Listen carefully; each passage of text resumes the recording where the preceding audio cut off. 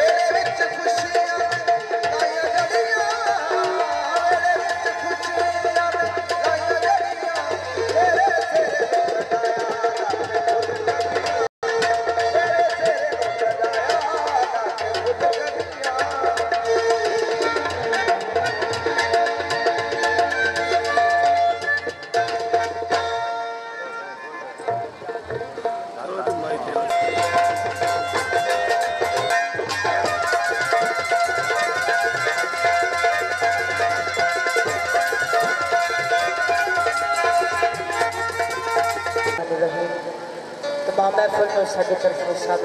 अस्सलाम वालेकुम। अल्लाह ज़ात के इस खुशियां के मौके में अपने मंजिल मकसूद तक पहुंचाए और साड़ी तरफों सब बहुत बहुत ढेर मुबारक। आगाज करते हैं ताजदार मदीना मोहम्मद मुस्तफा सल्लल्लाहु अलैहि वसल्लम आका दो जहान वाले दी नात ते शायर ने लिखिया पढ़ के बिस्मिल्लाह करा सिफत उसदी जड़ा मालिक कुल संसार दा ए पत्थरां दे विच रोजी देंदा पिया सब दे काम सवारदा। उस सिफत करन लगया आउंदी शर्म मैनू जो हाल साडे करदार दा ए कसम रब दी कर तबाह देंदा पर मुंह यार दा यार न मारदा। ते कौन किसे गुलाब दा किस्मत लियावे डोर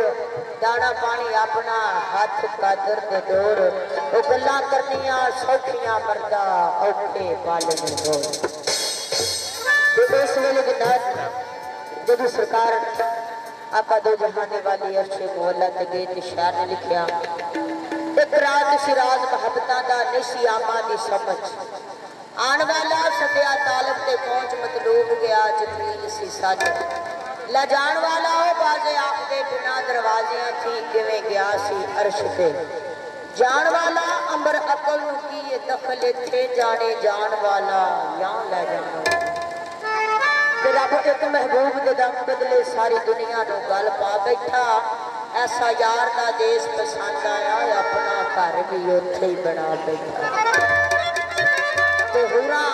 मलाक सरकार दे रस्ते विच खड़ियां सरकार दा इस्तकबाल करदियां ते किवें करदियां ने लेना देना कराता जंग जिंदियां ते मेले दमां दा विसाख।